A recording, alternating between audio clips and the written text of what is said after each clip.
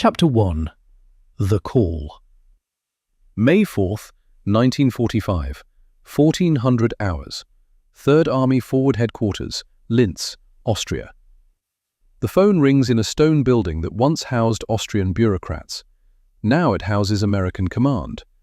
The walls are thick, pre-war construction, the kind that muffles artillery but not anger. General George Smith Patton Jr. stands by the window, 59 years old, 2 ivory-handled revolvers on his hips. Not pearl, never pearl. Ivory. He's corrected that mistake 1,000 times. The distinction matters to him in ways that would take a psychiatrist years to unpack. Outside, Third Army engineers are stringing communication wire.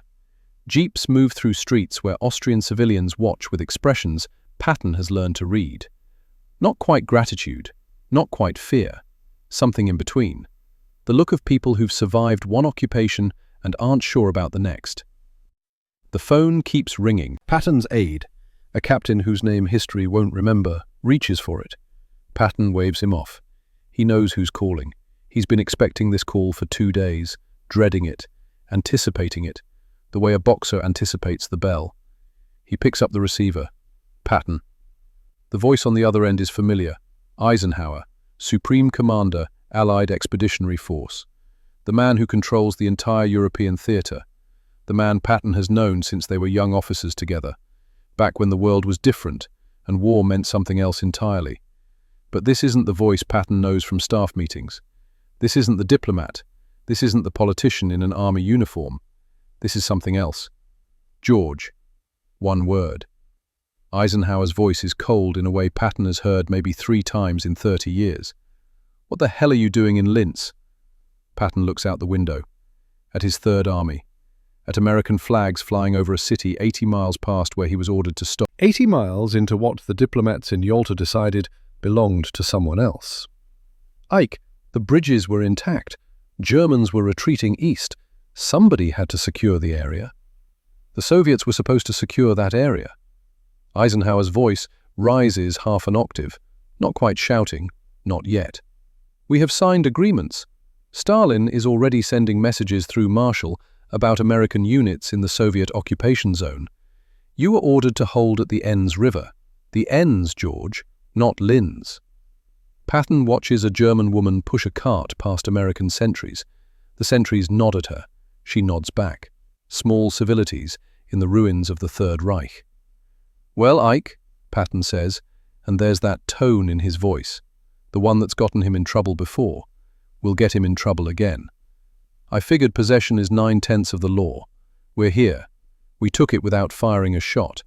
The local population is actually relieved to see us instead of the Red Army. Silence on the line. Not the silence of consideration. The silence of a man choosing his next words very carefully. This isn't about tactics, George. This is diplomacy. We're trying to build a post-war alliance with the Soviets.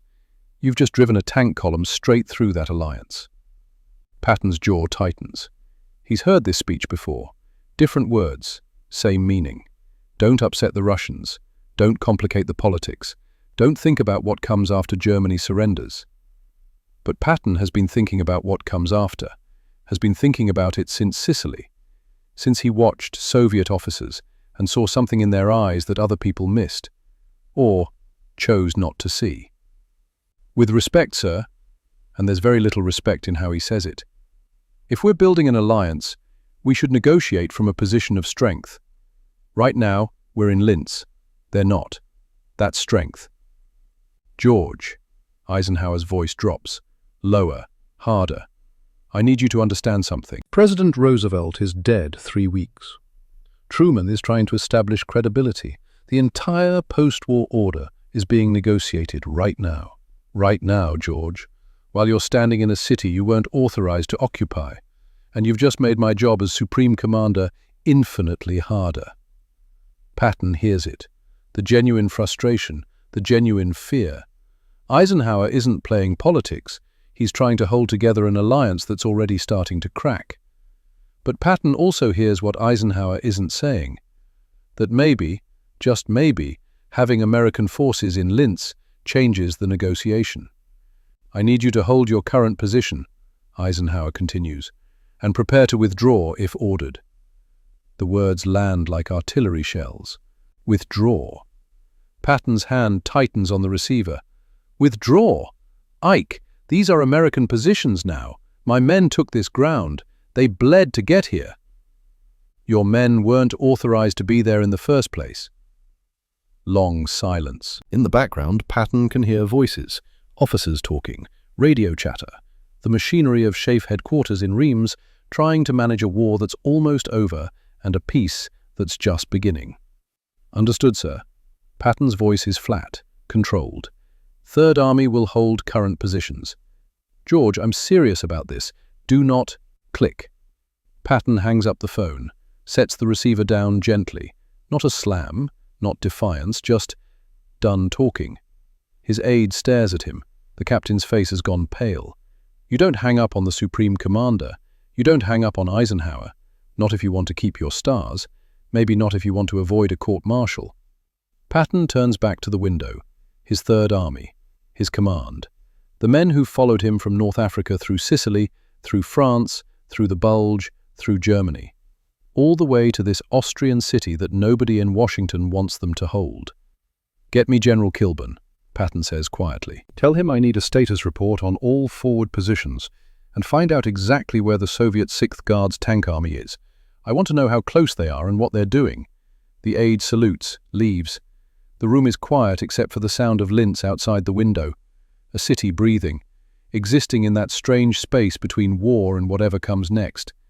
Patton doesn't move, doesn't sit, just stands there, looking out at 80 miles of unauthorized occupation.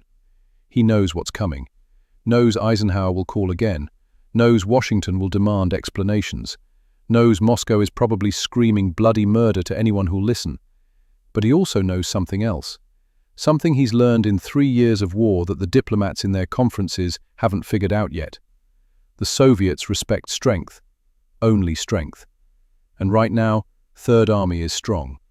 In Linz, holding ground that changes the map. The question is how long he can hold it before someone forces him to give it back. 300 miles west, in Reims, France, General Dwight David Eisenhower sits at his desk and stares at a dead telephone. He's 55 years old. Looks older. The war has aged everyone. But Eisenhower carries a particular kind of weight, not just military, political, diplomatic. The weight of holding together Americans, British, French and Soviets in an alliance that was always more fragile than the newspapers reported. His chief of staff, General Walter Bedell Smith, stands in the doorway, 49 years old, sharp features, sharper mind, the kind of officer who sees 3 moves ahead and doesn't like what he's seeing. How did it go, sir? Smith asks. Eisenhower slowly sets down the receiver. He hung up on me. Smith's expression doesn't change, but something flickers in his eyes. Surprise, concern, maybe a little bit of respect for the sheer audacity. General Patton hung up on the Supreme Commander, Smith says carefully, while occupying a city 80 miles into the Soviet occupation zone, without authorization. That's an accurate summary, yes. Smith walks to the map on the wall. Europe, color-coded, blue for Allied positions, red for Soviet. The Enns River in Austria, a neat blue line marking where American forces were supposed to stop. And then, 80 miles east, a small notation in fresh ink. Third Army elements, Linz. The Soviets know? Smith asks. Marshal Tolbukin sent a communication an hour ago, demanding clarification of American positions and intentions. Very polite, very diplomatic, but the subtext is clear. What the hell are we doing in their occupation zone? Smith studies the map, and Patton's current disposition. Eisenhower pulls out a field report, reads from it. Elements of the 11th Armored Division in and around Linz. 65th Infantry Division moving forward. Estimates put American strength in the Linz sector at approximately 23,000 troops. And Soviet strength? Red Army's 6th Guards Tank Army is 18 miles east of Linz. Marshal Konev is moving elements of the 4th Ukrainian Front south. Intelligence estimates 80,000 Soviet troops within 24 hours of the city. The numbers hang in the air. 23,000 Americans, 80,000 Soviets, in peacetime Austria, with no clear orders about who backs down. Smith turns from the map. What's Patton doing? Right now, I mean, his intentions. Eisenhower picks up another report, this one from 3rd Army headquarters. According to this, General Patton has ordered defensive fortifications constructed around key positions in Linz. He's also moved additional units to secure roads leading to Salzburg. Defensive fortifications, Smith repeats. He's not preparing to withdraw, he's preparing to stay. That appears to be the case. Smith walks back to Eisenhower's desk, sits down in the chair across from the Supreme Commander. They've worked together long enough that formality sometimes gives way to frank conversation. Ike, Smith says quietly, this could get very bad very fast. Eisenhower nods, he knows, has known since the moment he read the first report about Patton crossing the Enns. This isn't just an unauthorized advance. This isn't just a tactical adjustment. This is American forces occupying Soviet-designated territory, while Stalin watches to see if the new American president will enforce the agreements the old one signed. Get me a direct line to General Marshall in Washington, Eisenhower says, and find out everything you can about Soviet positions in that sector. If their forward elements run into Patton's armor, this could turn into something neither Washington nor Moscow wants. Smith nods, stands, pauses at the door. Sir, if I may, what are you going to do about Patton? Eisenhower looks at the map, at Linz, at the 80 miles between where Patton should be and where he is. I'm going to Austria, Eisenhower says. I'm going to deliver the order to withdraw personally. And if he refuses? Eisenhower doesn't answer immediately, because he knows Patton, knows the man's brilliance, knows his flaws, knows that Patton sees the Soviet Union as a threat in ways that official policy doesn't acknowledge yet. Then I'll have a problem, Eisenhower says finally, a very big problem. Chapter 2. The Believer. To understand what happens in Linz, you have to understand Patton. Not the caricature, not the headlines, the man. George Smith Patton Jr. was born November 11th, 1885. California. Wealthy family. Military tradition going back generations. His grandfather fought for the Confederacy. His father graduated West Point. Patton absorbed all of it. The history, the tradition, the belief that some men are born to lead in war. He graduated West Point in 1909. Cavalry. Back when cavalry meant horses, not tanks. He competed in the 1912 Olympics, modern pentathlon, finished 5th. The shooting cost him a medal. He claimed the judges misjudged his shots. Maybe they did. Maybe they didn't. The story tells you something about Patton. He believed in his own excellence even when the scoreboard disagreed. World War I changed him. Changed everyone, but Patton especially. He saw the future of warfare. Tanks, mobility, speed. While others were still thinking in terms of trenches and attrition, Patton was imagining armored columns breaking through defensive lines. He studied, obsessively, read everything about tank warfare, trained relentlessly, built the American Tank Corps from almost nothing, and when he finally got to fight in the Meuse-Argonne offensive, September 1918, he led from the front, got shot, kept commanding from a shell hole until the morphine kicked in. The wound gave him time to think, to develop a philosophy of war that would define the rest of his career. War is won by speed, by aggression, by hitting the enemy before they're ready and not stopping until they break. Hesitation kills more men than bullets. Between the wars, he refined that philosophy, studied history. Patton was a serious student of military history in ways people don't always appreciate. He read Xenophon, Caesar, Napoleon, not for entertainment, for lessons, for patterns, for the underlying principles that transcend time and technology. He came to believe something fundamental, something that would shape every decision he made in World War II. War is won by will, not by material. The side that wants it more, that refuses to quit, that pushes through exhaustion and fear and impossible odds, that side wins. Logistics matter, supplies matter, numbers matter, but they're not what decides battles. What decides battles is the man willing to attack when everyone else says defend, the commander willing to advance when everyone else says consolidate. Patton believed this with religious intensity, and when World War II came, he got the chance to prove it. North Africa, Sicily, France. The pattern repeated. Patton attacked, fast, hard. Didn't wait for perfect preparation. Didn't wait for overwhelming force. Just attacked. And won. But Sicily taught him something else. Something darker. Something that would echo all the way to Linz in May 1945. Sicily, summer of 1943. Allied invasion to knock Italy out of the war. Two armies, British 8th Army under Bernard Montgomery, American 7th Army under Patton. Montgomery got the main objective, the Glory Road north to Messina. Patton got the supporting role, protect Montgomery's flank. Except Patton didn't play support. He attacked, drove his 7th Army north with a speed that shocked everyone, including the Germans. Reached Messina before Montgomery, won the race, proved that American troops could move faster and hit harder than their British allies. But the cost was what stuck with him. Montgomery took weeks to prepare, carefully, methodically, built up supplies, coordinated with air support, made sure every detail was perfect before advancing. And when he finally moved, his casualties were low, his success was certain, but his speed was glacial. Patton moved immediately, improvised logistics, accepted risks, and his casualties were higher. Not catastrophically higher, but higher. Men died because Patton valued speed over caution. And here's what Patton learned from Sicily.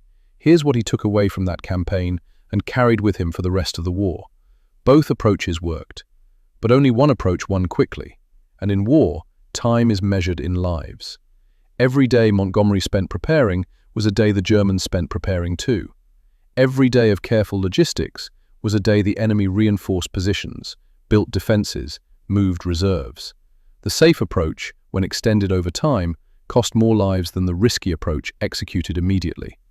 Patton came to believe that caution, pursued far enough, becomes its own kind of recklessness. This belief defined him through France, through the Bulge, through the drive into Germany. Attack, always attack. Don't give the enemy time to think. Don't give them time to prepare. Hit them when they're weak and keep hitting until they break. But there was something else. Something that developed in the last year of the war. Something about the Soviets. Patton started seeing Soviet officers in '44, at conferences, at coordination meetings. The alliance was supposed to be friendly, cooperative, but Patton watched the Soviet officers and saw something that bothered him. The way they talked about Poland, about Romania, about all the territory the Red Army was occupying in the East. They weren't talking about liberation, they were talking about security, about buffer zones, about ensuring that Germany could never threaten the Soviet Union again. Which sounded reasonable until you thought about what it meant for the people actually living in those buffer zones. Patton read intelligence reports, reports that didn't make the newspapers, reports about what the NKVD was doing in Soviet-occupied territory. Mass arrests, deportations, the installation of communist governments regardless of what the local populations wanted. And Patton started to believe something that official Allied policy didn't acknowledge. That the Soviet Union wasn't an ally, not really. That Stalin was using the war against Germany to expand Soviet control over Eastern Europe. That when Germany finally surrendered, the Western Allies would look up and realize they'd helped create a new threat to replace the old one.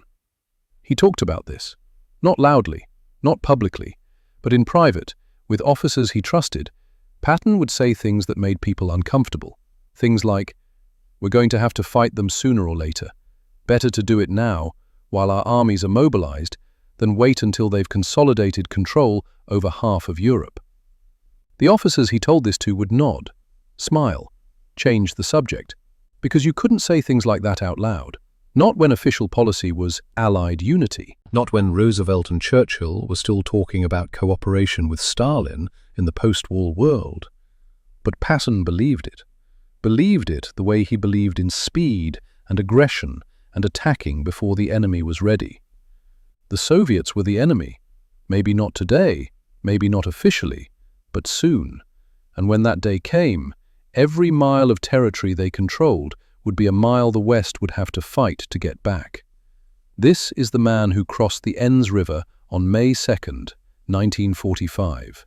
Not a reckless cowboy, not a glory-seeking general, a man who believed, deeply and completely, that the post-war world was being decided right now, right here, in these final weeks of the war against Germany, and that the decisions being made, or not made, would matter for decades. Eisenhower knew all of this, knew Patton's beliefs, knew his brilliance and his flaws in equal measure. They'd known each other too long for illusions. Dwight David Eisenhower, born October 14, 1890, Texas, then Kansas, poor family, not California wealthy, not military aristocracy, just normal, middle America. The kind of background that teaches you to get along with people because you don't have the luxury of not getting along. He graduated West Point in 1915, same class as Omar Bradley. They were friends then, still friends now. Eisenhower didn't get to fight in World War I, spent it stateside, training tank crews, resented it at the time, thought his career was over before it started. But the peacetime army taught him something different than what Patton learned. Patton learned speed and aggression. Eisenhower learned politics and coalition building, how to get disparate groups to work together, how to manage egos, how to find compromise when everyone wants something different. This made him perfect for World War II, because World War II, at the strategic level, was about coalition warfare. Americans, British, French, Soviets, all with different objectives and different methods, and different ideas about what the post-war world should look like. Eisenhower's job was to hold that coalition together, not by force, by persuasion, by finding common ground, by being the man everyone could work with even when they couldn't work with each other. He was good at it, brilliant at it actually, but it came with a cost. The cost was men like Patton, brilliant battlefield commanders who saw the war in purely military terms and didn't much care about the political implications of their actions. Eisenhower needed Patton's tactical genius, but he also needed to control Patton's impulses when those impulses threatened the larger political strategy. And Lintz was exactly that kind of threat. Eisenhower sat in his office in Reims and thought about the conversations he'd had over the past 6 months, with Churchill, with Roosevelt before he died, with Truman after, with Stalin through intermediaries. Everyone knew the alliance was fragile. Everyone knew Stalin had his own agenda in Eastern Europe. Everyone knew the Soviets were going to be difficult to deal with after Germany surrendered. But the official position, the political position, was that they'd handle those difficulties through negotiation, through the institutions they were building, the United Nations, the occupation zones, the agreements signed at Tehran and Yalta. Patton's position was different, simpler, more direct. The Soviets only respect force, so show them force, occupy territory and negotiate from strength, not from pieces of paper signed at conferences. And here's what kept Eisenhower up at night. Here's what he couldn't say out loud, but thought about constantly. Patton might be right. Intelligence reports from Poland were disturbing. Reports from Romania, from Bulgaria. The Soviets weren't liberating those countries, they were occupying them, installing communist governments, arresting anyone who disagreed. The NKVD was operating openly, and the stories that came back were the kind that made your stomach turn. Churchill saw it, sent private communications to Eisenhower expressing concern about Soviet intentions, talked about an iron curtain descending across Europe, urged caution about withdrawing too quickly from advanced positions. But Churchill couldn't say this publicly, because Britain needed the Soviet Union, needed Russian blood to keep German divisions tied up in the East, needed Stalin's cooperation for the post-war settlement. So Churchill worried privately and smiled publicly, and hoped everything would work out. Eisenhower understood the game, understood why they had to play it, but understanding didn't make it easier, because Patton was in Linz. American forces were 80 miles into the Soviet occupation zone, and Stalin was watching to see what the new American president would do. If Truman ordered a withdrawal, it would signal that the United States would abide by the Yalta agreements, that territorial boundaries mattered, that the alliance would continue, based on the framework established at the conferences. If Truman didn't order a withdrawal, or if Patton refused to obey the order, it would signal something else entirely, that the United States was preparing for confrontation, that the wartime alliance was over, that the lines being drawn across Europe were going to be contested. Either way, the decision mattered, more than who held Linz, more than Austrian occupation zones. This was about the post-war order, about whether the United States and the Soviet Union were going to be partners or rivals. And it was all happening because George Patton crossed a river he was ordered not to cross and took a city he was ordered not to take. Eisenhower stood up from his desk, walked to the window, looked out at Reims. The war was almost over, days away, maybe hours. Germany was collapsing from every direction. The Third Reich was finished. But the peace was just beginning, and it was already more complicated than the war. He thought about Patton, about the phone call, about the click when Patton hung up. Eisenhower had protected Patton before, after the slapping incidents in Sicily, after the remarks about the Soviets that nearly caused an international incident.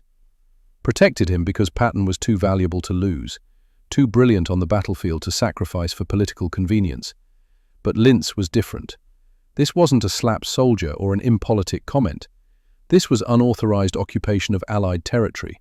This was a potential crisis with Moscow. This was exactly the kind of thing Eisenhower couldn't ignore and couldn't fix with a quiet phone call. He was going to have to go to Austria, going to have to face Patton in person, going to have to make it clear, absolutely clear, that withdrawal wasn't optional. And then what? If Patton refused?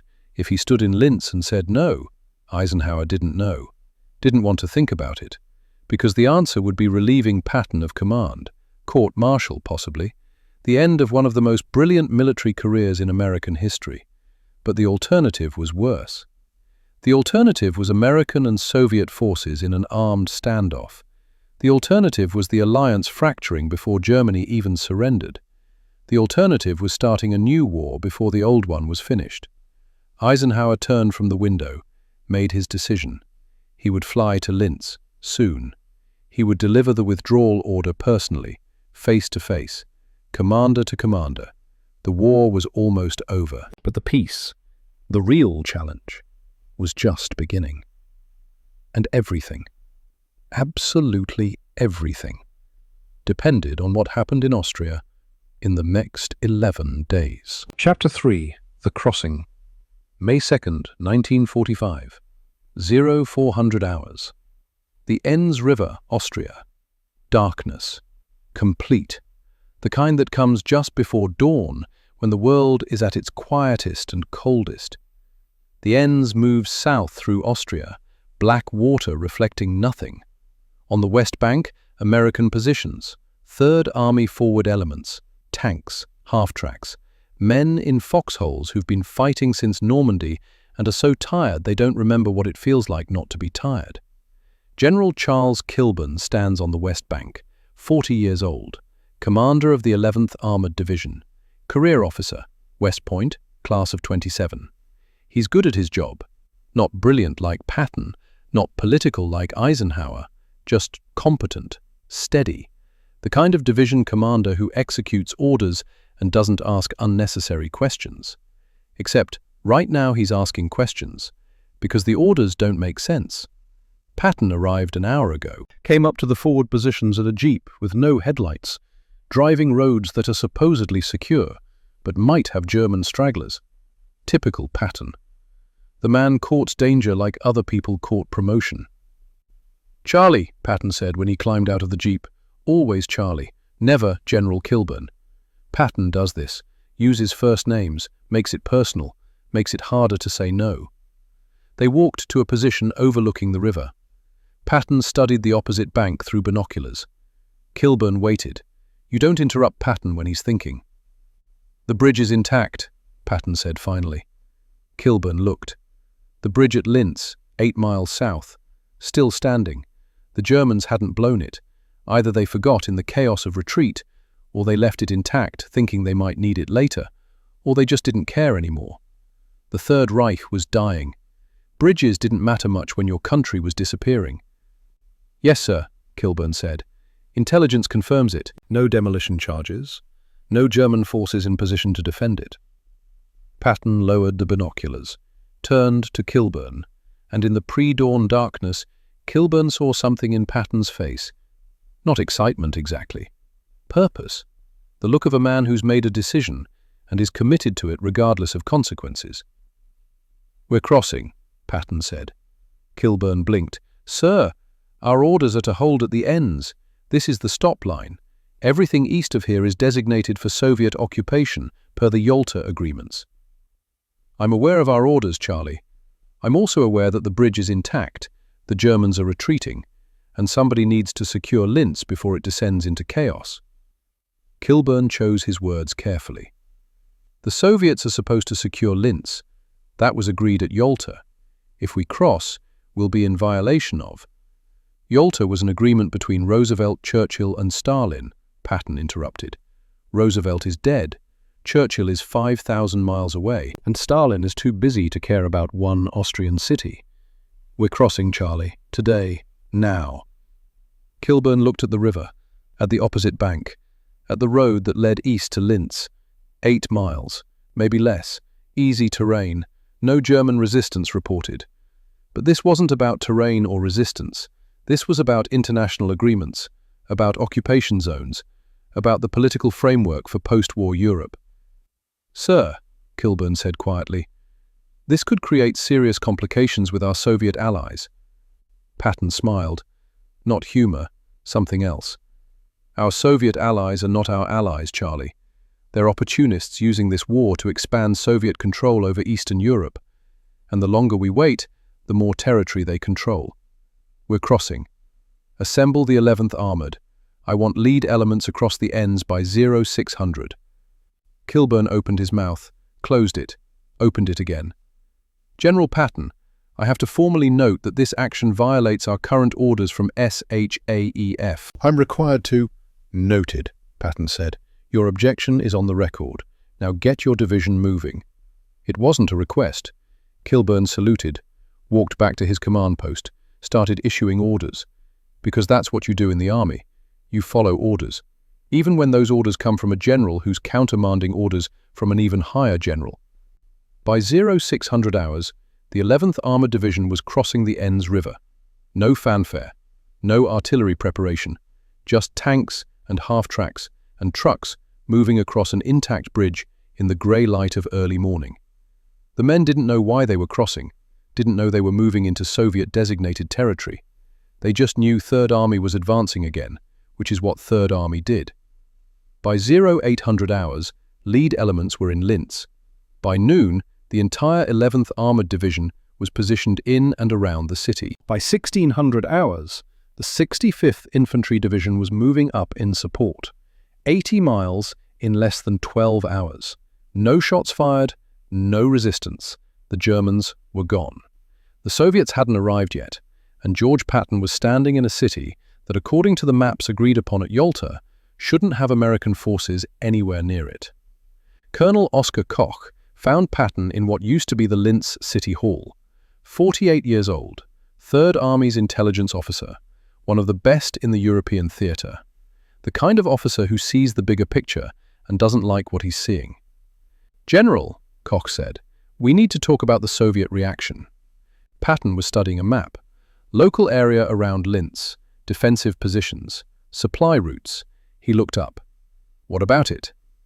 "Sir, Soviet 6th Guards Tank Army is 30 miles east. When they find out we're here, they're going to demand we withdraw. SHAEF is going to demand we withdraw. This is going to create a crisis at the highest levels." Patton nodded. "I know." "Then why?" "Because somebody needs to create a crisis, Oscar." Patton's voice was quiet, serious, the tone he used when he wasn't performing, when he was just speaking truth as he saw it. Everybody in Washington and London is pretending the Soviets are our friends, that we're all going to cooperate in the post-war world, build the United Nations, have peace and prosperity. It's horseshit. Koch waited. "Stalin is taking everything we let him take," Patton continued.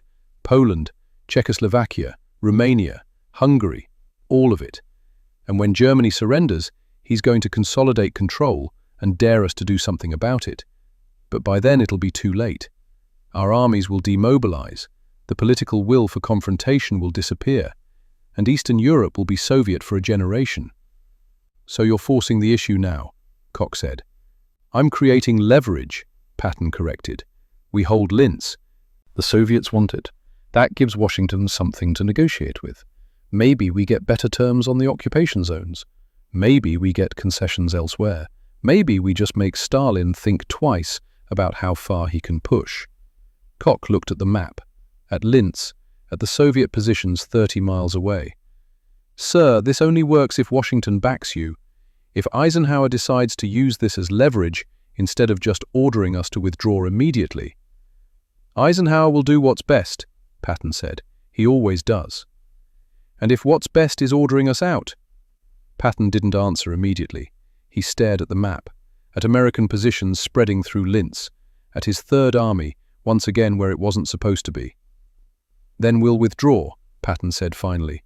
But we'll withdraw on our terms, after negotiations, after extracting concessions, not because Stalin screams and Washington jumps. Koch nodded slowly, understanding. This wasn't about holding Linz permanently. This was about changing the negotiating position before the final post-war settlement. It was also, Koch knew, completely unauthorized. Patton had just committed 23,000 American troops to positions 80 miles past their stop line without orders, without authorization, without even asking permission. If this worked, Patton would be vindicated. If it didn't, he'd be relieved of command. Get me a full defensive assessment, Patton said. I want to know every approach to this city, every road, every bridge.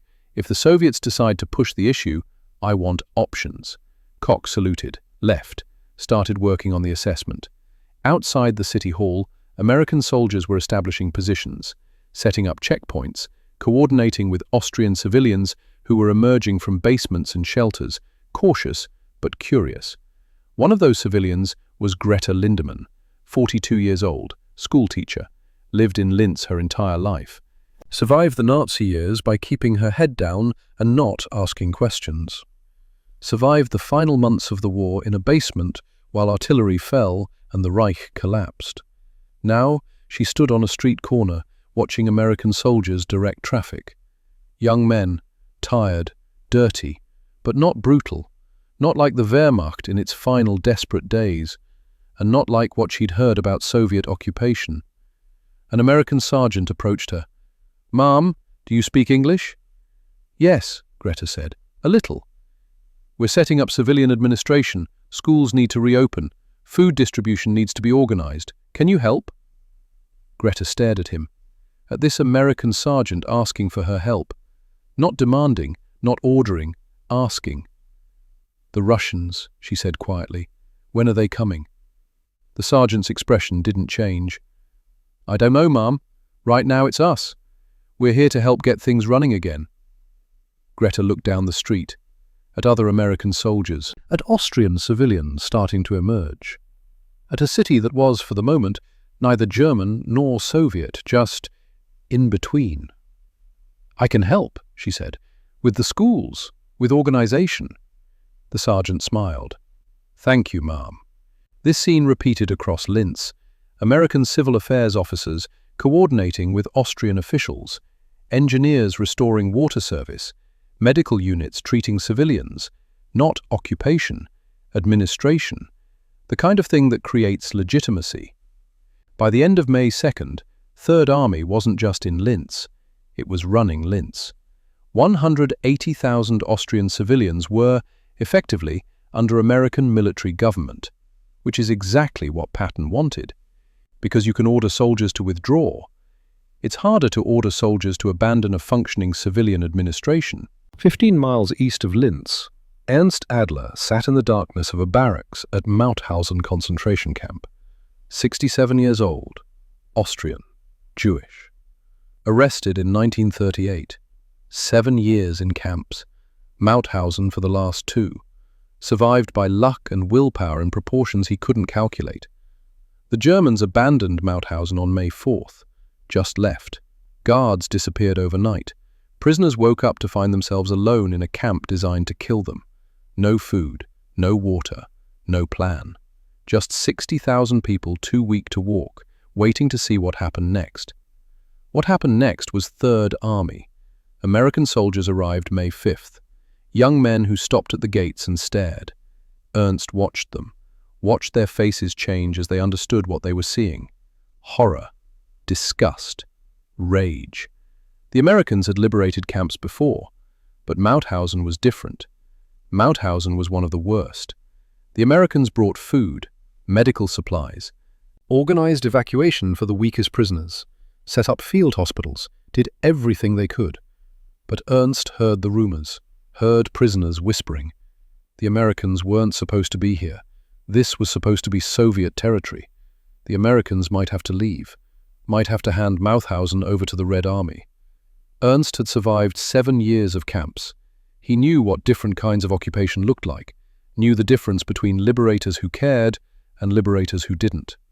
The Soviets, from what he'd heard, were complicated. They'd liberated camps in Poland, Auschwitz, Majdanek, freed prisoners.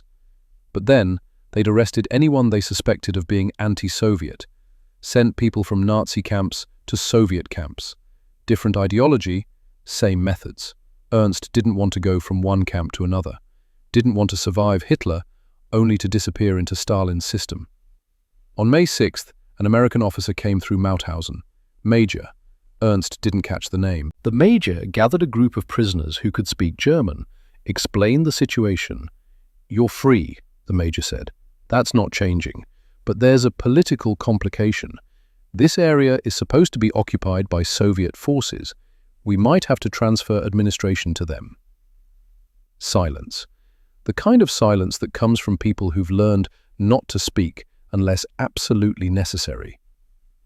"When?" someone asked. "I don't know," the major said honestly. "We're hoping to negotiate, to keep this area under American administration, but I can't promise anything." Ernst raised his hand, an old habit from teaching before the camps. The major nodded at him. "What can we do?" Ernst asked. The major looked surprised. "What do you mean?" "To help you stay," Ernst said. "What can we do to help the Americans stay?" The major's expression softened. "Just rebuild. Show that you can recover. Show that American administration is working. That's all." After the major left, Ernst sat with other prisoners. Disgust. They'd survived by being passive, by not drawing attention, by making themselves invisible. But now, maybe, they needed to be visible, needed to show they wanted American protection, needed to make it harder for the Americans to leave. They didn't have much, but they had voices, had the ability to organize, had the moral weight of being survivors. Over the next 3 days, prisoners at Mauthausen did something unprecedented. They organized, formed committees, coordinated with American civil affairs, made it clear, loudly and publicly, that they preferred American administration to Soviet. It wasn't political. It was survival. These were people who'd learned to read power dynamics, who understood that choices made in distant capitals would determine whether they lived or died.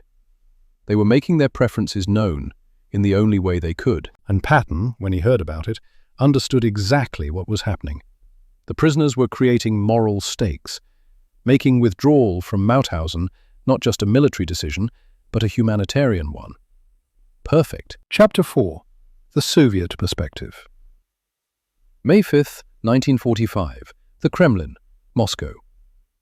Joseph Stalin sat in his office, 66 years old, General Secretary of the Communist Party, Supreme Commander of Soviet forces, the man who'd led the Soviet Union through 4 years of the most brutal war in human history. He was reading a report from Marshal Fyodor Tolbukhin, 53 years old, commander of the Third Ukrainian Front, responsible for Soviet operations in Austria. The report was succinct. American forces had crossed the Enns River, occupied Linz, established military government, were now positioned 80 miles into what the Yalta Conference had designated as the Soviet occupation zone. Stalin set down the report, looked at Vyacheslav Molotov, who stood by the window, 55 years old, foreign minister. the man who'd negotiated with the Western powers throughout the war. "Your assessment?" Stalin asked. Molotov chose his words carefully. "This is either a local commander exceeding his authority or a deliberate test by the new American president. Which do you think?" "Truman has been president for 3 weeks. He's inexperienced, under pressure to prove himself. This could be genuine confusion about the occupation zones, or it could be an intentional probe to see how we react." Stalin nodded slowly. He dealt with Roosevelt for 4 years, understood the man. Roosevelt was pragmatic, willing to negotiate, willing to compromise when necessary. But Roosevelt was dead. Harry Truman was an unknown quantity, a vice president elevated by death, no foreign policy experience, no relationship with Stalin. The Soviet premier had met Truman exactly once, briefly, at Roosevelt's funeral. And now, 3 weeks into his presidency, American forces were occupying Soviet-designated territory in Austria. "What does Tolbukhin recommend?" Stalin asked. Molotov consulted another document. "He suggests moving the 6th Guards Tank Army to within striking distance of Linz, not to attack, just to demonstrate Soviet commitment to the Yalta boundaries. He believes the Americans will withdraw when they see our strength. And if they don't withdraw?" Silence. Because that was the question, wasn't it? If American forces refuse to leave, what then? Order Soviet forces to evict them. Risk armed confrontation between allies who just defeated Germany together. Stalin stood, walked to the map on his wall. Europe, color-coded, red for Soviet-controlled territory, blue for Western-controlled. The division was clear: Poland, Czechoslovakia, Romania, Hungary, Bulgaria, all red, all Soviet. But Austria was supposed to be divided: occupation zones, Americans in the west, Soviets in the east. Vienna split between the 4 powers, all agreed at Yalta, except now the Americans were in Linz, in the Soviet zone, and Stalin had to decide how to respond. He thought about the war, about 27 million Soviet dead, about cities destroyed, about an economy in ruins. The Soviet Union had borne the brunt of the fighting against Germany. Soviet soldiers had done most of the dying. And now, with Germany finally defeated, Stalin intended to ensure that the Soviet Union's security was guaranteed. That meant buffer zones, meant controlling the territory between Soviet borders and potential future threats, meant making sure Germany could never invade again, meant essentially dominating Eastern Europe.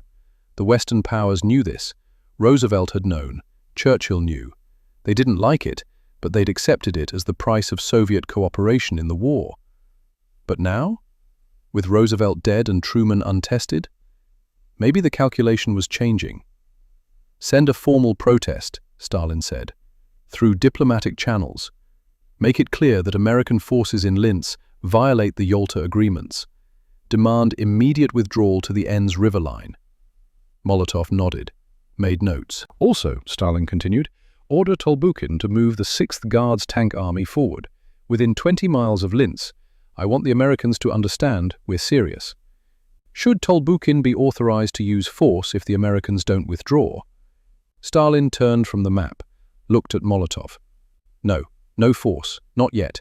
This is political. We respond politically, but we also demonstrate strength.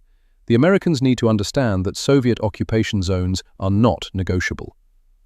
Molotov left to draft the diplomatic protest. Stalin returned to his desk, sat, thought about the larger picture. The war was almost over, days away from German surrender. And then what? The real challenge would begin: rebuilding the Soviet Union while maintaining control over Eastern Europe, while managing relations with the Western powers. Stalin had no illusions about the post-war world. The alliance with America and Britain was temporary, expedient, based on the shared need to defeat Germany. Once Germany was gone, the natural tensions between communist and capitalist systems would resurface. The question was timing. When would the break come? How would it happen? And what would the final division of Europe look like? Linz was a test, a small test, one city in Austria. But tests matter. How the Americans responded would tell Stalin something about Truman, about American intentions, about whether the Western powers would abide by the Yalta agreements or challenge them. 300 miles south of Moscow, the Soviet 6th Guards Tank Army received new orders. Advance to within 20 miles of Linz, establish forward positions, demonstrate strength, but do not engage American forces without explicit authorization from Moscow. The 6th Guards was one of the elite formations of the Red Army, battle-hardened, experienced, 80,000 men, hundreds of tanks, the kind of force that could take Linz in a day if ordered. But they weren't being ordered to take Linz, just to position themselves, to create pressure, to show the Americans that Soviet forces were ready if this turned into a confrontation. Lieutenant Alexei Sokolov was part of that advance. 31 years old, tank commander, survivor of Stalingrad, Kursk, and the drive through Eastern Europe. He'd fought Germans for 3 years. Now he was advancing toward American positions, and nobody quite knew what that meant. His platoon moved west on May 6th, roads clogged with refugees, German prisoners, displaced persons, the debris of a collapsing empire. They passed through small Austrian towns where the population watched with expressions Sokolov recognized. Fear. The same fear he'd seen in Poland, in Romania, in Germany. People were afraid of the Red Army. Sokolov understood why. He'd seen what Soviet soldiers did in occupied territory. The looting, the casual violence, the settling of accounts for 4 years of brutal warfare. Officers tried to maintain discipline. Sometimes they succeeded. Often, they didn't. But Austria was supposed to be different. Austria was an ally, technically.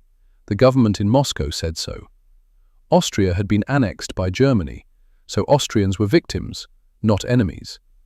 Sokolov didn't think the distinction mattered much to the men in his platoon. They'd been fighting since 1941, had lost friends, had seen their country devastated. They didn't differentiate between Germans and Austrians. It was all the enemy. On May 7th, Sokolov's platoon encountered American positions for the first time. A crossroads, 20 miles east of Linz, Sokolov's 3 tanks rounded a curve and found themselves facing 2 American M26 Pershings, heavy tanks, new design. Sokolov had seen intelligence reports on them, formidable. Both sides stopped, engines idling, gun barrels not quite aimed at each other, but not quite aimed away either. Sokolov climbed out of his tank, slowly, hands visible. An American officer did the same, captain, young, maybe 29. They met in the middle of the road. Neither spoke the other's language, but some things transcend language. 2 tank commanders, 2 armies, 1 road. The American pointed west, toward Linz, made a gesture that clearly meant, "That's ours." Sokolov pointed east, made the same gesture, "That's ours." They stood there, understanding. This was the line, unofficial, undrawn on any map, but real. American positions to the west, Soviet positions to the east. And this crossroads in between. The American offered a cigarette, American tobacco. Sokolov took it. They smoked in silence. 2 soldiers who'd spent years fighting the same enemy, now facing each other across a road in Austria, neither quite sure what happened next. After the cigarette, they returned to their tanks. The Americans didn't withdraw. The Soviets didn't advance. They just waited. Both sides reporting to their commanders, both sides asking for instructions. This scene repeated across the 20-mile zone between Linz and Soviet forward positions. American and Soviet patrols encountering each other. No shots fired, no aggression, just standoff. By May 8th, there were 3 documented encounters.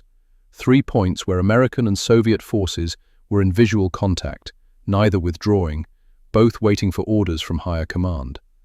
The distance between the armies was shrinking. The chance of an accident, a misunderstanding, a single nervous soldier firing a shot that could cascade into something catastrophic was increasing. And in Moscow and Washington and London, diplomats and generals were trying desperately to prevent that shot from being fired. Chapter 5. Germany surrenders. May 7th, 1945. 0241 hours. Reims, France. General Alfred Jodl signed the instrument of unconditional surrender on behalf of Germany. 55 years old, Chief of Operations Staff. One of the few senior Nazi officials not dead or captured. He sat at a table in a red schoolhouse that served as SHAEF headquarters and signed the document that ended the Third Reich. Eisenhower watched from another room. So did Marshal Georgy Zhukov, representing the Soviet Union, 48 years old, the man who'd defended Moscow, won Stalingrad, taken Berlin, the greatest Soviet general of the war. The signing took 17 minutes. Jodl's hand was steady, no drama, no speeches, just signatures on paper. The war in Europe was over. Eisenhower didn't attend the actual signing, wouldn't shake Jodl's hand, wouldn't grant the ceremony any more dignity than absolutely necessary. He stayed in another room, let his subordinates handle the formalities. But when it was done, when Jodl had signed and left, Eisenhower came out, looked at the document, at the signatures that ended 6 years of war, at the formal conclusion of the most destructive conflict in human history. Well, Eisenhower said quietly, that's that. Except it wasn't, because 23,000 American soldiers were in Linz, Austria, in Soviet-designated territory. And now that the war was officially over, the crisis was no longer tactical, it was purely political. During active combat you could justify things, fluid situations, rapidly changing front lines, the fog of war. But in peacetime? In peacetime, there's no excuse for being 80 miles past your designated boundary. Bedell Smith approached Eisenhower. Sir, we've received another communication from Marshal Tolbukin. He's demanding American withdrawal from Linz within 24 hours. Say that continuation of the occupation after Germany's surrender constitutes a violation of Allied agreements. Eisenhower rubbed his forehead. He'd been awake for 22 hours. The German surrender should have been a moment of relief, of celebration. Instead, he was dealing with Patton's unauthorized adventure in Austria. What's Patton's status? Eisenhower asked. Third Army has established military government in Linz. They're administering the city, coordinating with Austrian officials, running schools, organizing food distribution. General Patton has effectively created a functioning civil administration. Eisenhower understood the implication. Patton wasn't just occupying Linz, he was governing it, making it harder to withdraw, creating facts on the ground that would complicate any negotiated settlement. Brilliant, infuriating, completely unauthorized, pure Patton. Get me President Truman, Eisenhower said. The call took 20 minutes to connect. Secure lines, multiple relays, encryption. By the time Truman's voice came through, Eisenhower had prepared what he was going to say. Mr. President, this is General Eisenhower. I'm calling about the situation in Austria. Truman's voice was sharp, tired. The man had been president for 3 weeks and was already dealing with crises on multiple fronts. General, I've received formal protests from Ambassador Gromyko. Stalin himself sent a message asking if the United States intends to abide by the Yalta agreements. What the hell is happening in Linz? Eisenhower explained. Patton's unauthorized crossing, the occupation, the establishment of military government, the Soviet response, the current standoff. Silence on the line. Then, can you control your generals, Eisenhower? The question stung, because the honest answer was, usually. But Patton was special. Patton operated on his own logic, and sometimes that logic produced results, even when it violated orders. Yes, sir, Eisenhower said. I'm flying to Austria tomorrow. I'll deliver the withdrawal order personally. See that you do, Truman said. And General, this is my first major test with Stalin. I need it resolved, quickly, quietly, without making the United States look either weak or aggressive. Thread that needle. The line went dead. Eisenhower set down the phone. Thread that needle. Resolve the crisis. Control Patton. Maintain the alliance. Preserve American credibility. All while managing a general who just created the biggest diplomatic incident of the immediate post-war period. He called for Omar Bradley, 52 years old, commander of 12th Army Group, Patton's immediate superior. Also Eisenhower's old friend from West Point. Bradley arrived within the hour. Quiet, steady, the opposite of Patton in temperament. Where Patton was flash and aggression, Bradley was careful calculation. "Brad," Eisenhower said, "I need your honest assessment. Can Patton be controlled?" Bradley sat down, thought about the question. George believes the Soviets are the next enemy, believes we're making a mistake negotiating with them instead of confronting them. He's not going to change his mind about that. I'm not asking him to change his mind. I'm asking him to follow orders. He will, Bradley said, eventually, but he'll push as far as he can first. That's who he is. Eisenhower nodded. He knew this, had known it for years. The question was whether pushing farther would create an irreparable breach with the Soviets. "I'm flying to Linz," Eisenhower said. "You're coming with me. We're going to make it absolutely clear that withdrawal is not optional." Bradley hesitated. "Ike, you should know. There are people at SHAEF who agree with George, not publicly, but privately. They think we're being too accommodating to Stalin, that we should use our position in Austria as leverage." Do you agree with them? "I think," Bradley said carefully, "that George sees something the rest of us are trying not to see. The Soviets aren't liberating Eastern Europe, they're occupying it. And when we look back in 10 years, we're going to wonder why we were so eager to hand them half the continent." Eisenhower stood, walked to the map, looked at the division of Europe that was crystallizing. Soviet zones, American zones, British zones. The boundaries that would define the post-war world. "Maybe you're right," Eisenhower said quietly. "Maybe George is right. But being right doesn't matter if acting on it destroys the alliance and starts a new war. We just ended one. I'm not starting another." "So we withdraw from Linz." "We negotiate," Eisenhower corrected. "We use Patton's occupation as leverage to get better terms. Then we withdraw. On our terms, not Stalin's." Bradley nodded slowly, understanding. This wasn't about Linz. This was about establishing precedent for how the United States and Soviet Union would interact in the post-war world. With strength, with negotiation, but ultimately with adherence to the framework established at Yalta. The war was over. The peace was beginning. And everything depended on what happened in Austria in the next week. May 8, 1945, evening, Reims. Eisenhower boards a C-47 transport aircraft. The decision is made. Tomorrow morning, he flies to Austria, faces Patton directly. Bradley walks him to the plane. The engines are already warming. The sound fills the airfield. Around them, SHAEF headquarters is celebrating. Germany has surrendered. The war in Europe is over. But Eisenhower isn't celebrating. "What will you say to him?" Bradley asks. Eisenhower stops at the base of the stairs, looks back at Bradley. The truth, that he's right about the Soviets, and that it doesn't matter. Bradley's expression doesn't change, but something flickers in his eyes. Understanding. Sadness, maybe. The recognition that sometimes being right isn't enough. "He won't accept that," Bradley says. "I know. He'll argue, he'll push back, he'll make the case that we're wasting an opportunity." "I know that too." Eisenhower climbs the stairs, pauses at the door of the aircraft, looks back at Reims, at SHAEF headquarters, at the place where Germany surrendered 6 hours ago. The war is over. The crisis is just beginning.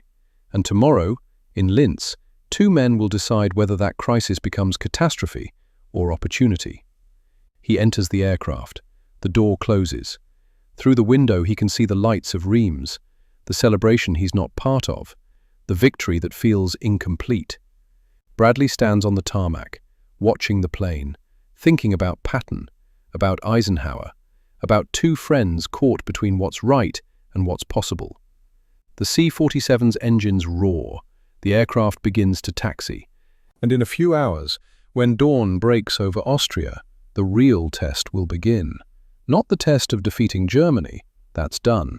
The test of managing the peace, of controlling brilliant subordinates, of threading the needle between strength and diplomacy.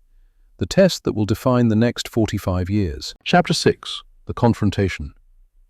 May 9th, 1945, 0600 hours. RAF airfield outside Reims, France. Dawn breaks grey and cold. Eisenhower hasn't slept. Spent the night on the C-47 going through reports, planning what he'll say. Bradley is with him. So is Bedell Smith. 3 generals flying to Austria to confront a 4th. The flight takes 2 hours. Europe passes below. France, Germany. The landscape of war, cities bombed, bridges destroyed, the physical evidence of 6 years of destruction. And somewhere down there, in Austria, 23,000 American soldiers occupying a city they weren't authorized to take. Bradley sits across from Eisenhower, reading reports, pretending to anyway. After 30 years of friendship, Eisenhower can read Bradley's tells.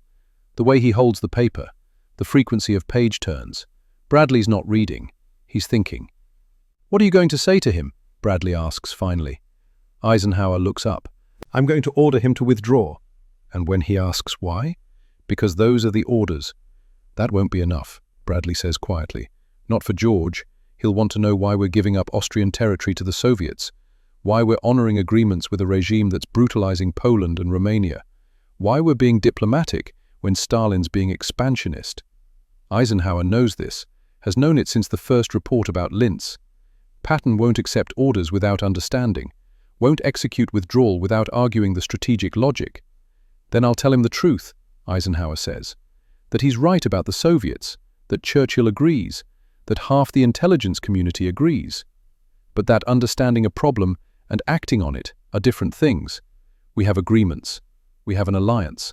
We have a president who needs to establish credibility with Stalin to manage the peace. And we have Patton in Linz, creating an international incident that threatens all of it. Bradley nods. He'll say he created an opportunity, not an incident. I know. He'll say we're wasting the opportunity. I know that too. Silence. The C-47's engines drone. Below, the Austrian Alps come into view.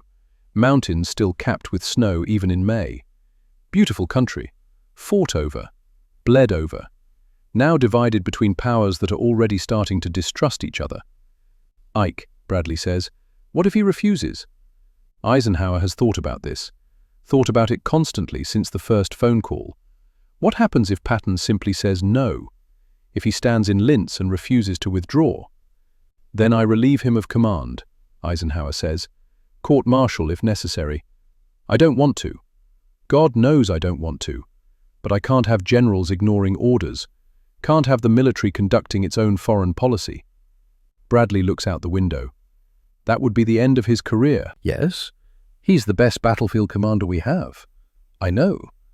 History might prove him right about the Soviets. History might, Eisenhower agrees, but I have to make decisions based on the present, not hypothetical futures. And in the present, American forces are in Soviet-designated territory without authorization, and I need them out. The C-47 begins its descent. Through the window, Eisenhower can see Linz, the Danube River cutting through the city, American vehicles on the streets. His Third Army, 80 miles from where it should be. They land at a forward airstrip on the outskirts of Linz. 0800 hours. Patton is waiting. Full uniform, 2 ivory-handled revolvers, ramrod straight.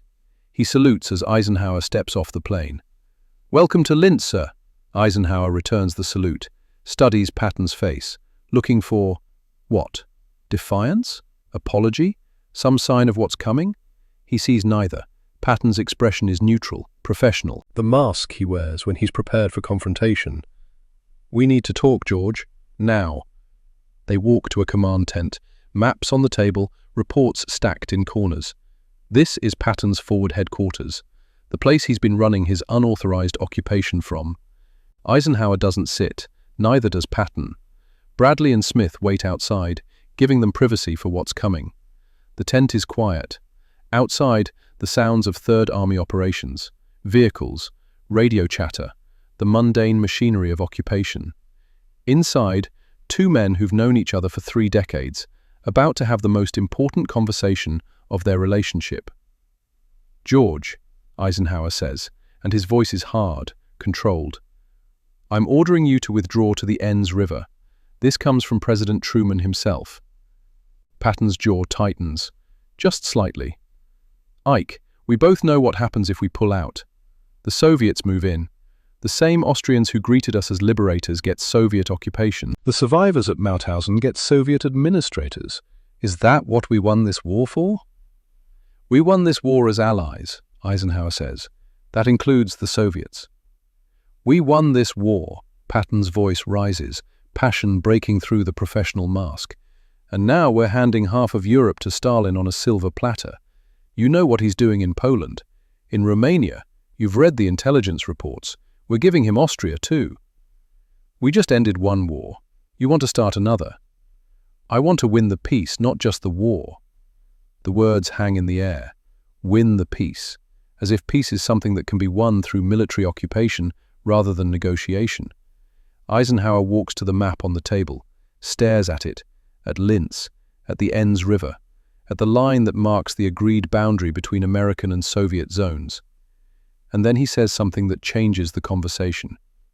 You're right. Patton blinks. What? About all of it, Eisenhower continues, still looking at the map. Stalin is taking everything we let him take. The Austrian people would rather have us than the Red Army. And strategically, Linz matters. You're right, George. Patton waits, because there's obviously a but coming. So we stay? Patton asks carefully. No. Eisenhower turns to face him. We withdraw to the Enns, in 1 week, and during that week, we negotiate with the Soviets for a different occupation line. Negotiate with what leverage? With the leverage that we're currently occupying Linz, Eisenhower says. That's your leverage, George. You created it. Now I'm going to use it. Understanding dawns on Patton's face. This isn't capitulation. This is strategy. Use the occupation as a bargaining chip.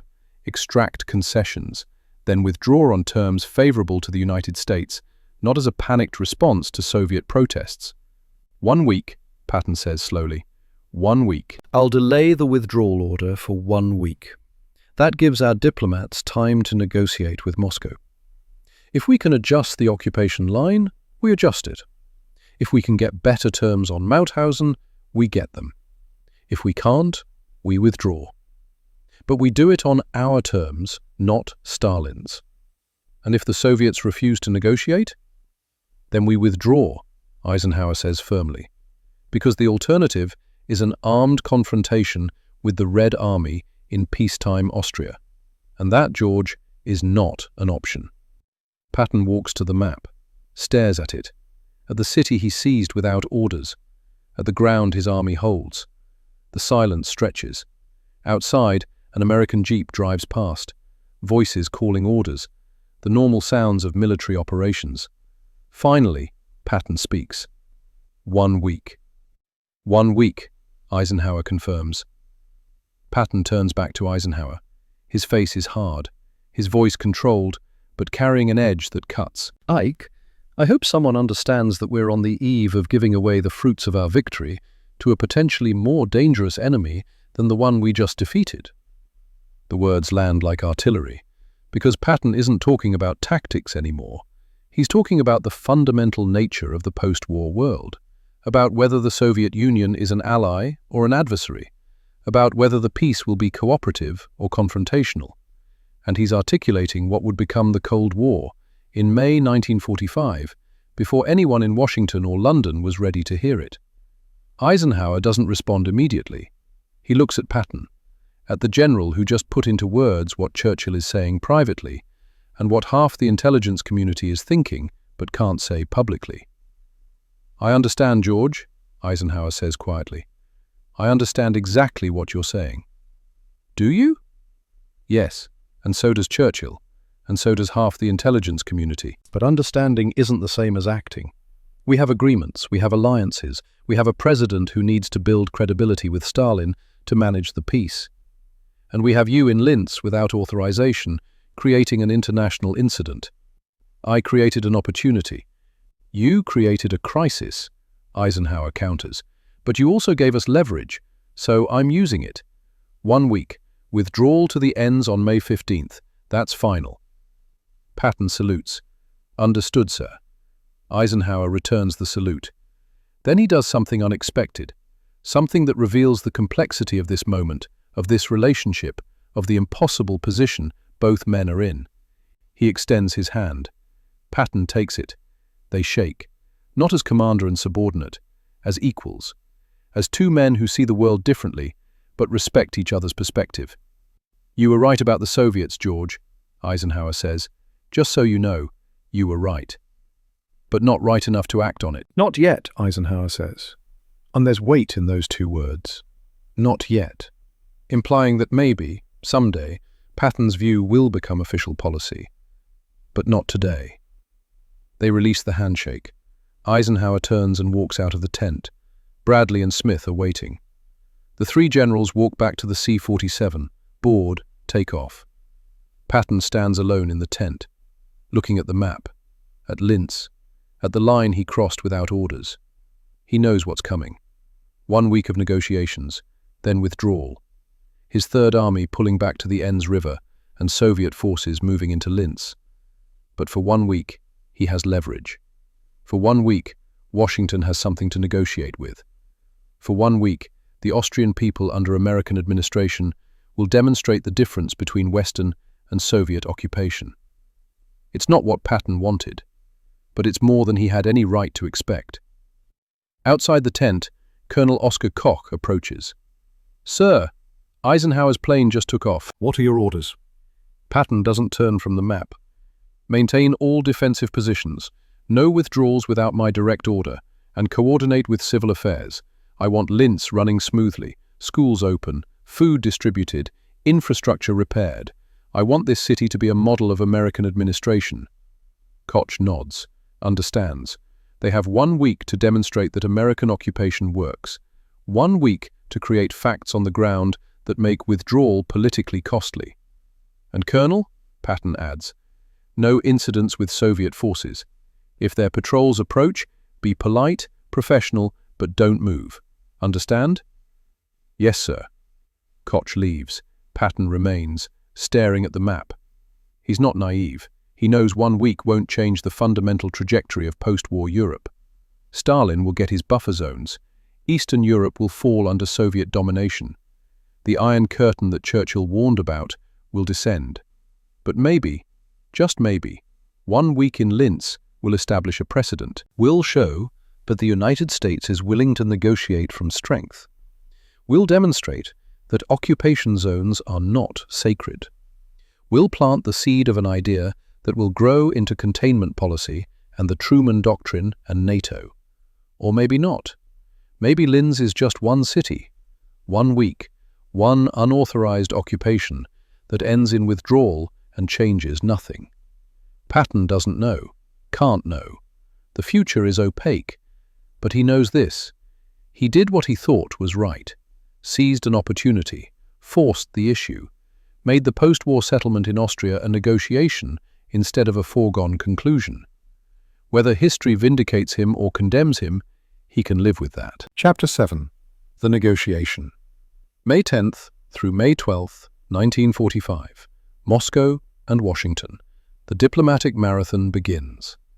W. Averell Harriman, American ambassador to the Soviet Union, 53 years old, wealthy, connected, one of the architects of the American relationship with Stalin throughout the war. He sits in the Kremlin across from Vyacheslav Molotov and begins the most delicate negotiation of his career. The United States, Harriman says carefully, is prepared to withdraw forces from Linz in accordance with the Yalta agreements. However, we believe certain adjustments to the occupation zone boundaries would be mutually beneficial. Molotov's expression doesn't change. The boundaries were agreed at Yalta by President Roosevelt, Prime Minister Churchill, and General Secretary Stalin. They are not subject to revision.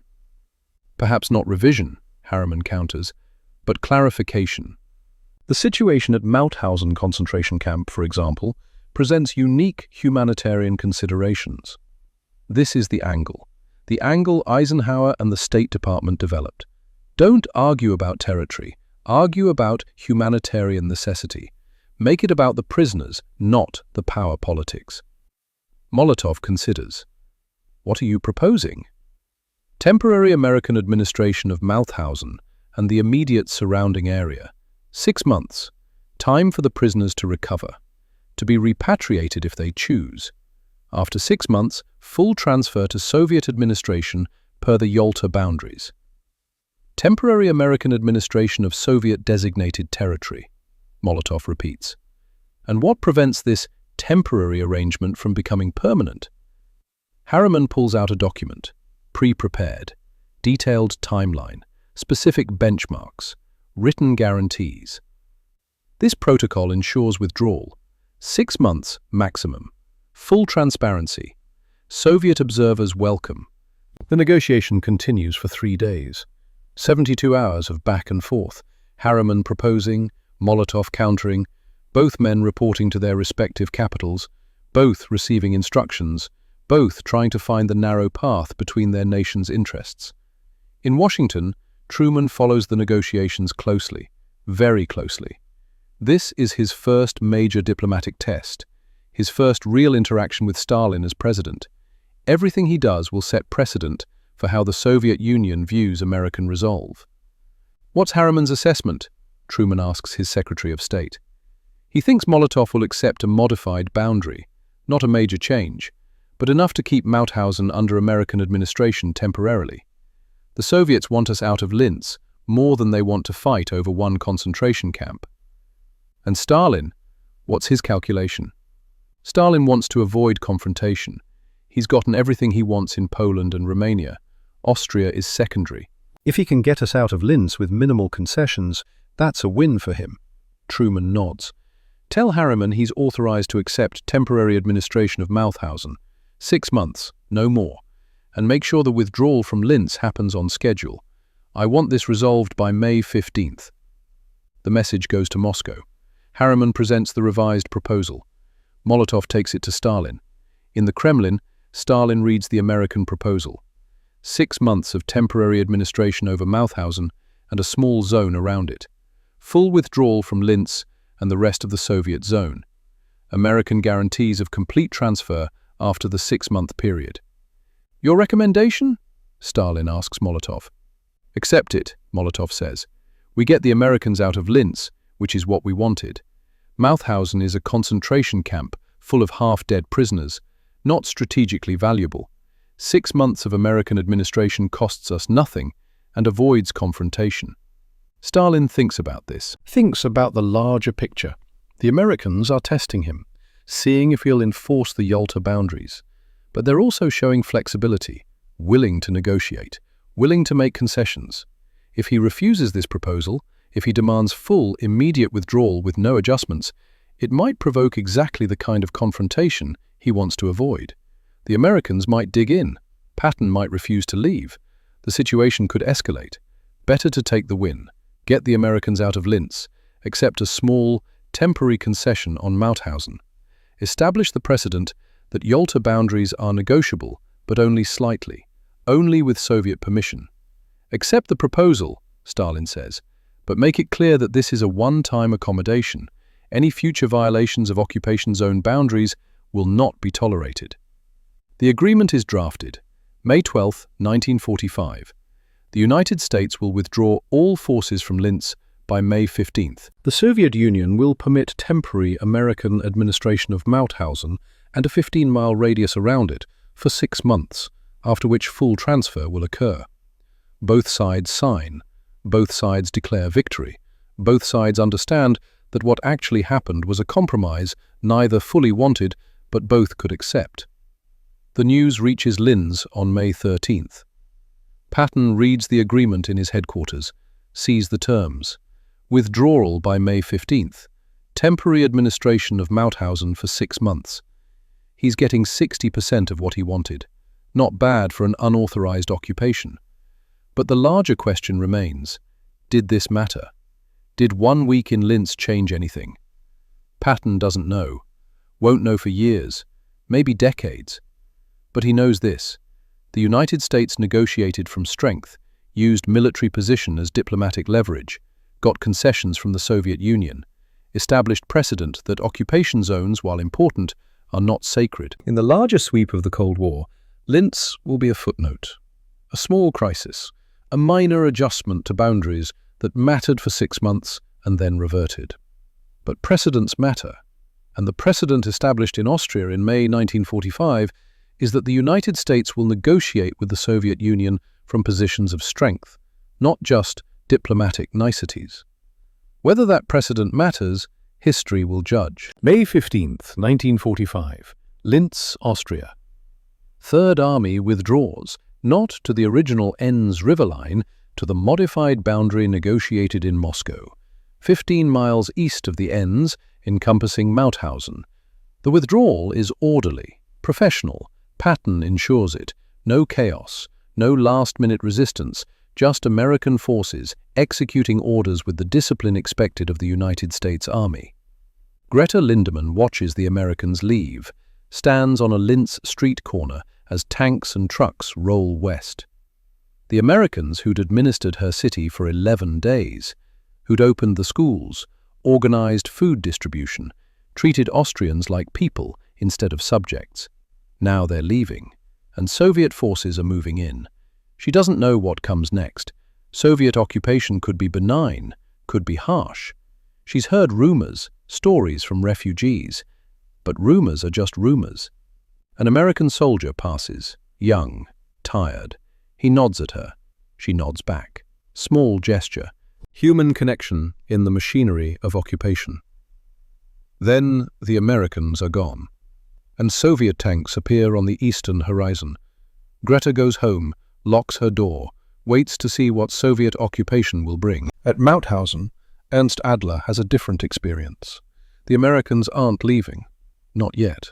6 more months of American administration, 6 months to recover, to decide what comes next, to live without fear of immediate Soviet control. He stands at the camp gates, free, truly free for the first time in 7 years, and, for the next 6 months at least, he's free under American protection. It's not permanent. In 6 months the Soviets take over, but 6 months is enough time to leave if he chooses, to relocate, to start over somewhere that isn't behind what Churchill is starting to call the Iron Curtain. An American officer approaches, same major from before. "Mr. Adler, we're establishing a repatriation center, helping survivors get to wherever they want to go. Do you know where you want to go?" Ernst thinks about this. Where does a 67-year-old Austrian Jew who's lost everything go? "America," Ernst says, "if they'll have me." The major smiles. "I think we can arrange that." Chapter 8. The Prophet. December 9th, 1945. Mannheim, Germany. George Patton sits in his headquarters, writing in his diary. The war's been over for 7 months. His Third Army is occupying Bavaria, governing, administering, doing the mundane work of post-war reconstruction. He's frustrated.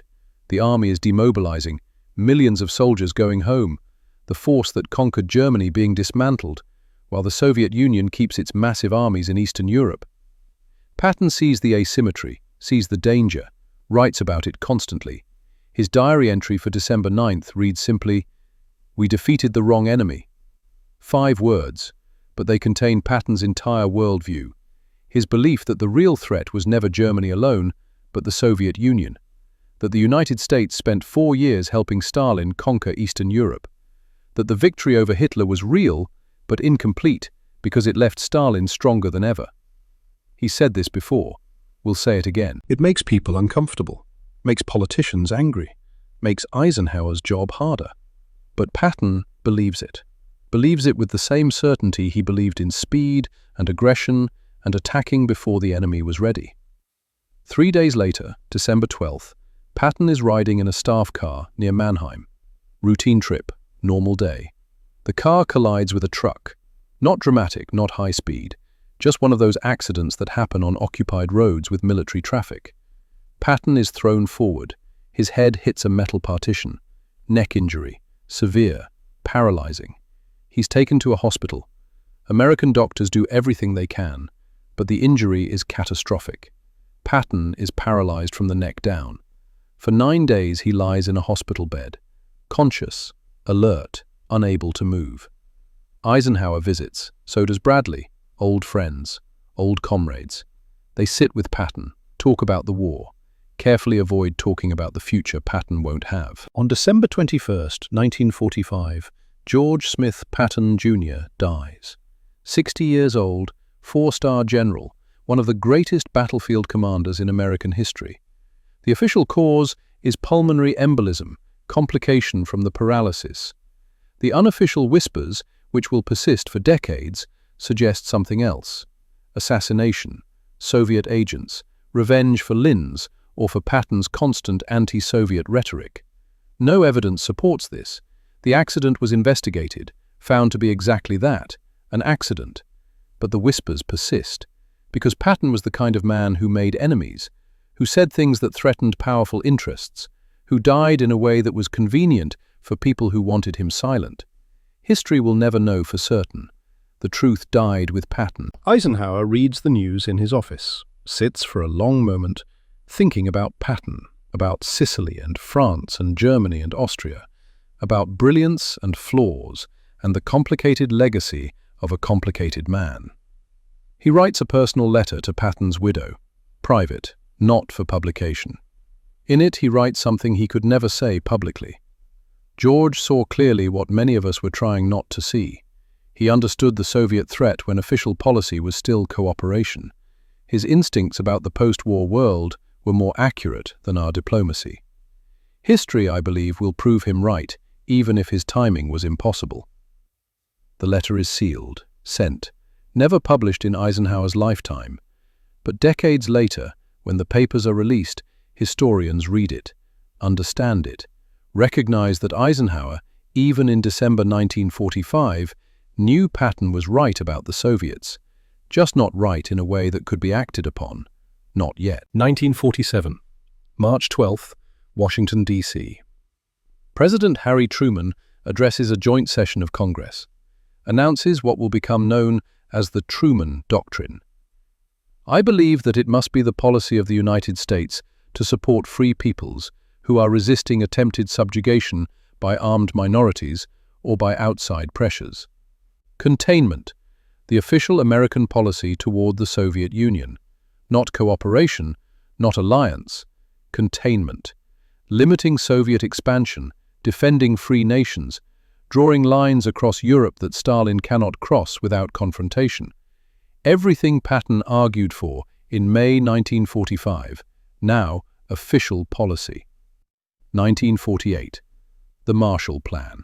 $16 billion to rebuild Western Europe, creating an economic buffer against Soviet expansion. Exactly what Patton said was necessary. 1949.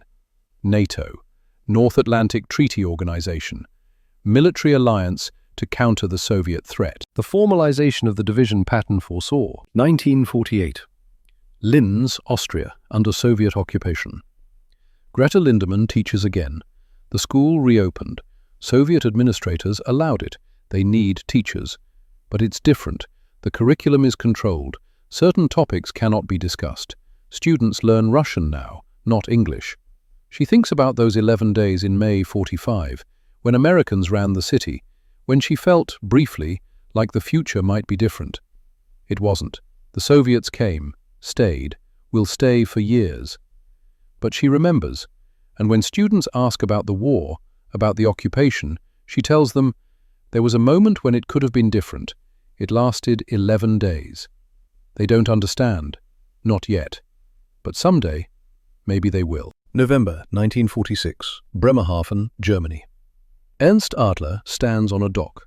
He's gained 20 pounds. American food, American medical care, 6 months to recover what 7 years took away. The ship is called the SS Marine Flasher, destination New York. He carries one suitcase, everything he owns, but he's alive, free, going to a country that gave him 6 months when it didn't have to. An American officer helped with the paperwork. Good luck, Mr. Adler. Welcome to America. Ernst climbs the gangway, looks back at Europe, at Austria, at everything he's leaving, then turns toward the ship, toward America, toward the future Patton's 11 days helped make possible. He doesn't know if 11 days mattered in the grand scheme, doesn't know if Patton's gambit changed anything, but he knows this. He's alive. He's free. He's going to America. And that, for him, is everything. 1962. United Nations, New York. Two men shake hands at a diplomatic reception. One American, one Soviet, both veterans. Captain Randall Whitmore, retired, now works for State Department, 51 years old. And across from him, Soviet Colonel Alexei Sokolov, military attaché, 48 years old. They recognize each other instantly, haven't seen each other since that crossroads in Austria, May 1945, when they stood between their tanks and smoked a cigarette and didn't know what came next. "You remember," Sokolov says in halting English. "I remember," Whitmore confirms. They don't talk about politics, don't argue about the Cold War, just two soldiers who faced each other once and chose not to fire. "We were lucky," Sokolov says finally. "Yes," Whitmore agrees, "we were." They shake hands again, return to their respective delegations. The Cold War continues. But for one moment, two men who could have started it chose not to. And that choice, made on a crossroads in Austria 17 years ago, still matters. 1955. Austria declares neutrality.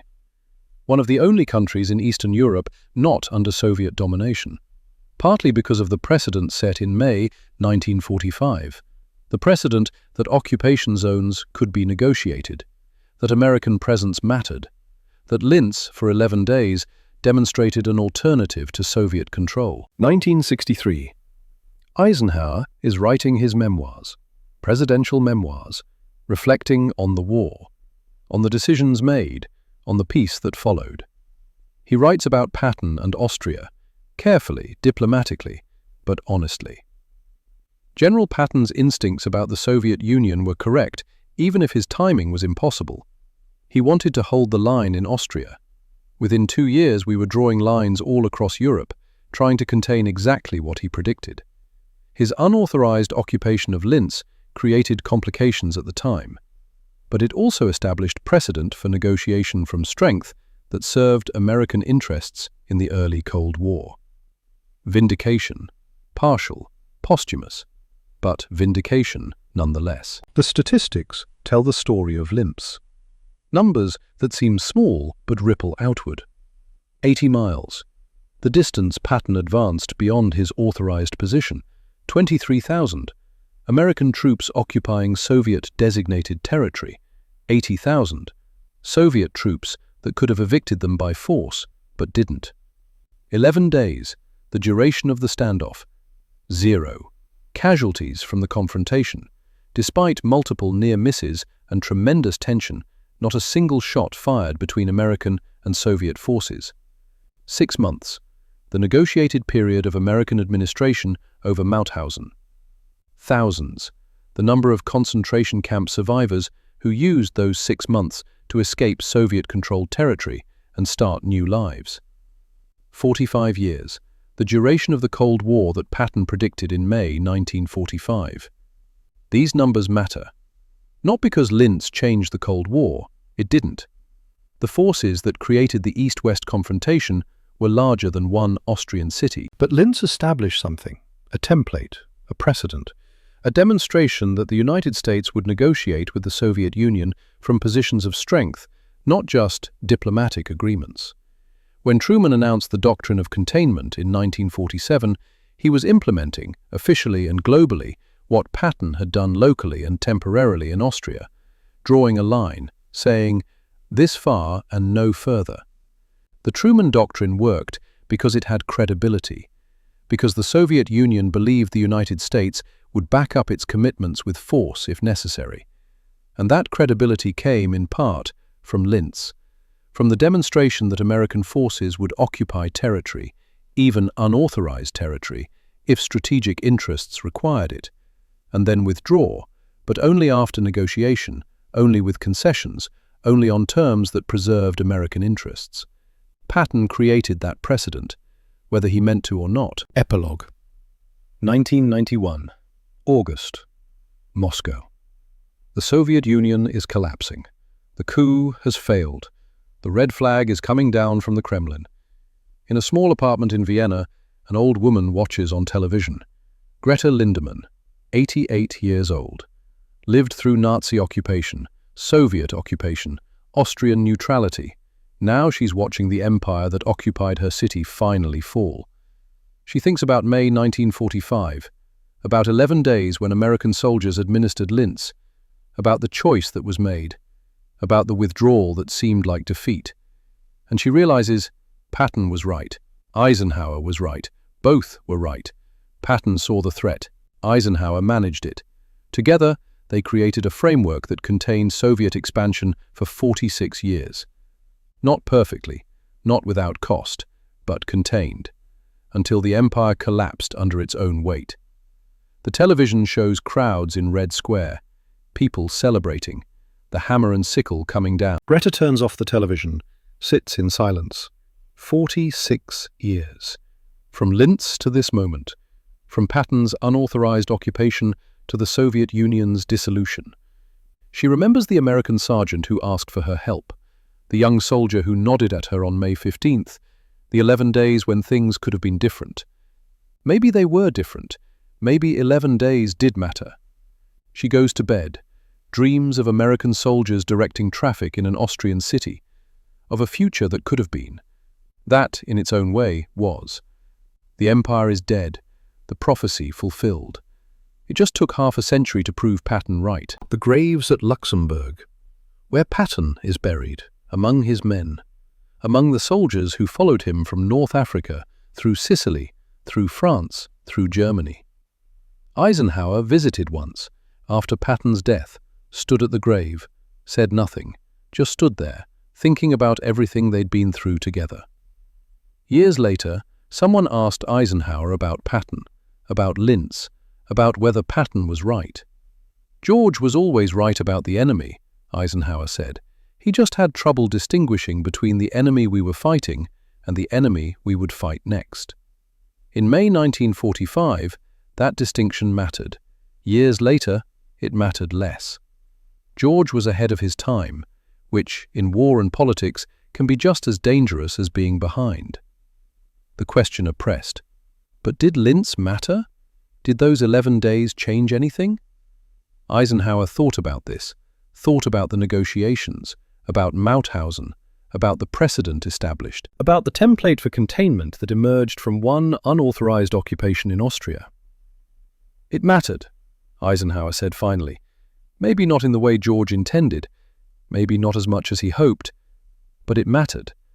We learned something in Linz. We learned that negotiating with the Soviets required leverage, required strength, required being willing to occupy ground and make them negotiate for it. That lesson served us well in the Cold War. So Patton was right? Patton was right about what, wrong about when. And in strategy, timing is everything. The moral questions remain. Unanswered. Perhaps unanswerable. Was Patton right to disobey orders? To occupy Linz without authorization? To create an international crisis in the final days of the war? From one perspective, absolutely not.